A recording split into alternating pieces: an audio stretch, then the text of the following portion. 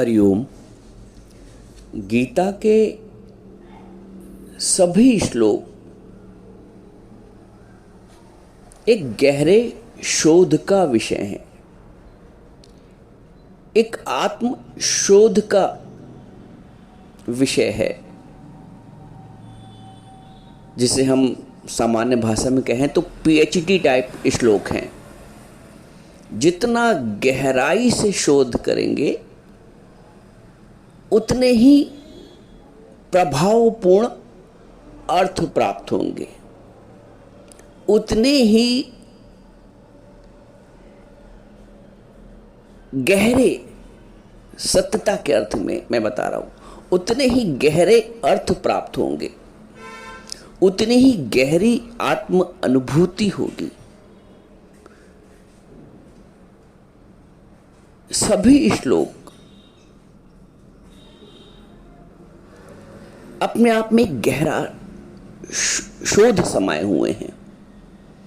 जैसे नहीं पीएचडी की जाती है किसी सब्जेक्ट, किसी विषय पे, विषय विशेष पे आप कह सकते हैं, वैसे ही जो गीता के श्लोक हैं ये गहरे शोध का विषय है। हर व्यक्ति जो जिस स्तर पे है वो अपने स्तर का अर्थ निकाल लेता है, और जिनकी ऊर्जा चेतना नकारात्मक प्रवाह की ओर है, तमोगुणी प्रधान, तो वो अर्थ का अनर्थ भी निकाल लेते हैं। ये भी समझिएगा बात। जिस स्तर की जिसकी चेतना जागृत है उस स्तर का वो अर्थ प्राप्त कर लेता है। अभी तक हजारों लोगों ने अपनी टीका टिप्पणी की है गीता पे, भगवत गीता पे। सबकी टीका अच्छी है, सबने जो जिस स्तर पे उतरा है उस स्तर का उसने बखान कर दिया, लेकिन प्रभु के मंतव्य तक अभी भी पहुंचना शेष है। कृष्ण के स्तर पर पहुंचने के लिए कृष्ण कॉन्शियसनेस को समझना पड़ेगा। गीता अपने आप में रहस्य को समाये हुए है, एक विज्ञान को समाये हुए। जैसे विज्ञान के जो सूत्र होते हैं उनकी व्याख्या की जाती है, उनका विश्लेषण किया जाता है, उनको और मॉडिफाई किया जाता है। जो मैथ्स के जो फार्मूलाज होते हैं उनको एक्सपेंड किया जाता है, फिजिक्स केमिस्ट्री के फार्मूलाज होते हैं। गीता भी फार्मूलाज हैं, सूत्र हैं आध्यात्मिक जीवन के। अच्छा, जैसे संसार की बात कर, जो जिस स्तर पे अध्यापक है वो उस स्तर से अपनी तरह से उन फार्मूलाज को, चाहे वो मैथ्स के हो चाहे फिजिक्स के हो, उसको समझा देता है। वैसे भी एक आत्मज्ञानी गुरु जो जिस स्तर पर है, गहरे पानी पैठ, गहरे जो जितनी गहराई में चला गया समुद्र की, उतने ही ज्यादा उसको प्राप्तियां, अनुभूतियां, उसकी विवेक की जागृत होती है। जो ऊपर खड़ा हुआ है तो ऊपर से देख रहा है, खरी लहरों को देख रहा है, मछलियों को देख रहा है, और जो जितना नीचे उतर रहा है वो उतना ही नीचे उसकी गहराई को प्राप्त कर रहा है, समझ रहा है, अनुभूति कर रहा है। गीता भी, भगवत गीता भी आध्यात्मिक विज्ञान का एक गहरा सागर है, आध्यात्मिक विज्ञान का। और आध्यात्मिक विज्ञान के सूत्रों को समझाने के लिए कोई आध्यात्मिक अनुभवी गुरु भी चाहिए, गुरु चाहिए, आध्यात्मिक अनुभवी। आध्यात्मिक अनुभवी से तात्पर्य है आत्मनिष्ठ, आत्मा में स्थित आत्मस्थ जो जितना शरीर भाव से देह भाव से छूट गया है उतने ही अनुपात में वो आत्मभाव में स्थित हो गया है। जो पूर्णतः देह भाव से विरक्त है वो उतना ही आत्मभाव में युक्त है, योग युक्त है। सुखदेव मुनि पूर्णतः देह भाव से विरक्त हैं, तो उनके लिए बाहर की जो परिवेश है, अगर स्त्रियां नग्न भी स्नान कर रही हैं तो उनको फर्क नहीं पड़ता, क्योंकि वो अपनी आत्मा में स्थित हैं। देह भाव में होते तो वो स्त्रियों को भी स्त्री करके देखते।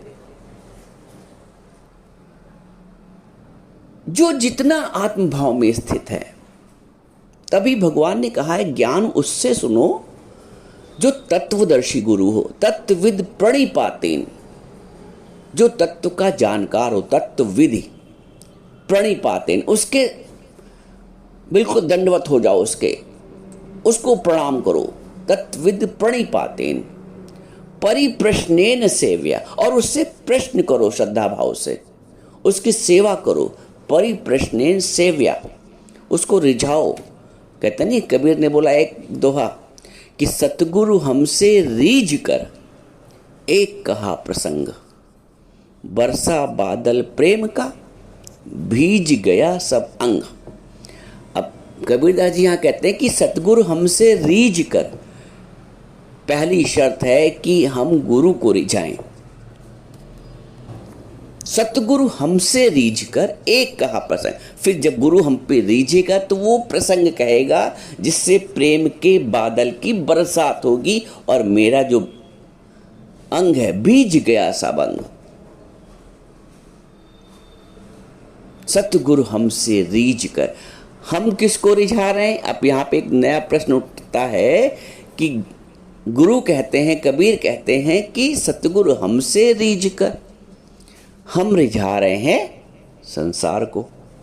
रिझाना है सतगुरु को, रिझा रहे हैं संसार को। अब जो चाल चली वो विपरीत दिशा में, उल्टी दिशा में। तो जब उल्टी दिशा में हम चल रहे हैं तो मंजिल कैसे प्राप्त होगी? विपरीत दिशा में। रिझाना है सतगुरु को, रिझा रहे हैं संसार को। संसार को रिझाते रिझाते सारी आयु चली जाती है और रीझता भी कोई नहीं है। एक ये भी बड़ा माया का अचरज है कि रीझता भी कोई नहीं है। आपने सब कुछ खपा दिया सबके ऊपर, मान लीजिए, फिर भी कोई सर्टिफिकेट नहीं देता है। कारण क्या है? अतृप्त, जो स्वयं अतृप्त है वो तृप्ति का सर्टिफिकेट कैसे दे सकता है? तो इसीलिए हमारे जो सारे कर्म हैं वो थोथे हो जाते हैं। सारे कर्म हमें और बंधन में बांध देते हैं, आसक्तियों के, मोह के बंधन, रिटर्न के। सबसे बड़ा बंधन तो ये रिटर्न वाला है कि हमने कुछ किया है तो किसी न किसी रूप में हमको प्राप्त भी हो। वापसी का बंधन, पुत्र के साथ किया है तो पुत्र से वैसी वापसी हो, परिवार के साथ किया है, भाई बहनों के साथ किया है तो भाई बहनों से वैसी वापसी हो, समाज के साथ किया है तो समाज से वैसी प्राप्तियां हो रिटर्न में। ये जो वापसी का जो बंधन है ये बहुत जकड़ लेता है, जकड़ भी लेता है, पकड़ भी लेता है और छोड़ता भी नहीं है अंत तक, यदि गुरु ना मिले।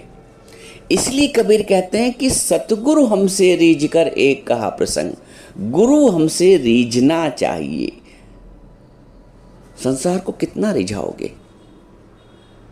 गुरु को तो एक हृदय से प्रणाम भी कर लो तो वो रिझ जाएगा, क्योंकि गुरु को कुछ चाहिए नहीं। गुरु क्यों रिझेगा? इसका भी कारण है ना, क्योंकि गुरु को कुछ चाहिए नहीं। हालांकि सच्चे गुरु को प्रणाम भी नहीं चाहिए, लेकिन ये हमारा कर्तव्य है, जिस बिंदु पे हम खड़े हैं वहां से कम एक भाव से प्रणाम कर लें। वास्तव में सच्चे गुरु को वो भी नहीं चाहिए। संसार को सब चाहिए,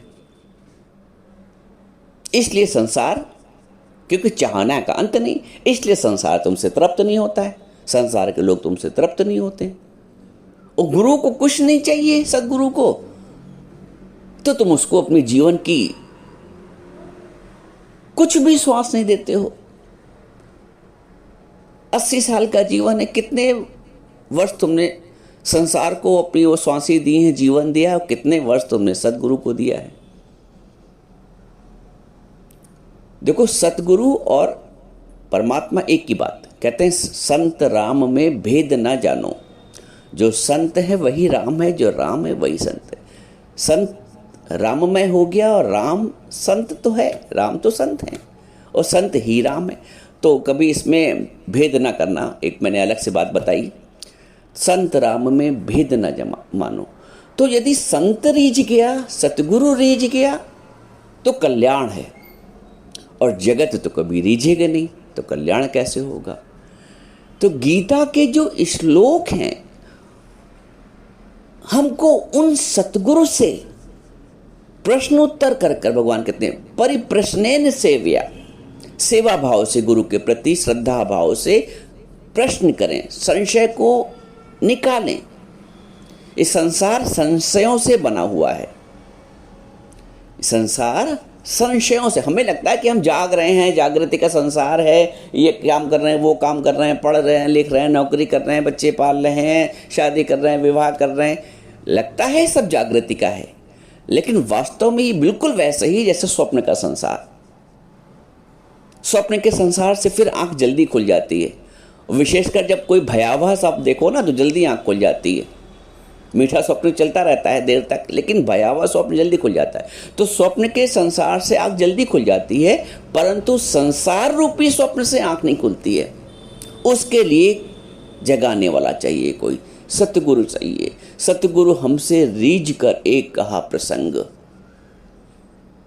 हमें गुरु को रिझाना पड़ता है। गुरु को रिझाएंगे तो वो हमें, वो जो भगवत ज्ञान रूपी समुद्र है ना, सागर, उससे निकाल के मोती हमें आत्मस्थ कर देगा। गुरु हमें आत्मस्थ करता है, संसार हमें शरीरस्थ करता है। शरीरस्थ होने में जन्म है, मरण है, सुख है, दुख है, मान है, अपमान है। शरीरस्थ का मतलब शरीर में स्थित, शरीर भाव में स्थित। तो वहाँ जन्म है, मरण है, सुख है, दुख है, मान है, अपमान है, आदर है, निरादर है। आत्मभाव में कोई आदर निरादर नहीं, आत्मभाव में कोई मान अपमान नहीं, आत्मभाव में कोई जन्म मरण नहीं। मैं न मरबो मरबो संसारा, मुझे मिला है जियावन हारा। जब हम आत्मभाव में होंगे तो मरने का भय ही समाप्त हो जाएगा। जरा मरण मोक्षाय, भगवान कहते हैं जरा मरण मोक्षाय। जरा मरण से भी मोक्ष मिल जाता है, बुढ़ापे से और मरने से मोक्ष मिल। जरा मरण मोक्षाय माम आश्रित यतन्ति, जो मेरे आश्रित होते हैं वो बुढ़ापे और मृत्यु से छूट जाते हैं। जैसे अभी मैं शुरू में कहा कि ये पीएचडी टाइप श्लोक है, इस पे थीसिस लिखने वाला है, इस पे विश्लेषण करने वाला है, इस पे अन्वेषण करने वाला है, इस पे शोध करने वाला है। अब इस श्लोक का क्या अर्थ है कि जरा मरण मोक्षाय माम आश्रित यतन्ति, तो जो मेरी, भगवान कहते हैं मेरे आश्रित होता है वो जन्म मरण से और बुढ़ापे से छूट जाता है। इसका मतलब क्या है, ये हमें सतगुरु समझाता है। गीता पढ़ने से, उसका हिंदी में अर्थ समझ लेने से हम वहां तक नहीं पहुंच पाते हैं जो कृष्ण कॉन्शियसनेस है। एक हमें ऐसा गुरु चाहिए जो कृष्ण की कॉन्शियसनेस वाला हो, जो आत्मस्थ हो, शरीर भाव से परे हो, तो हमें गीता के समस्त श्लोकों का वो भाव बताएगा जो हमें आत्मस्थ कर सके।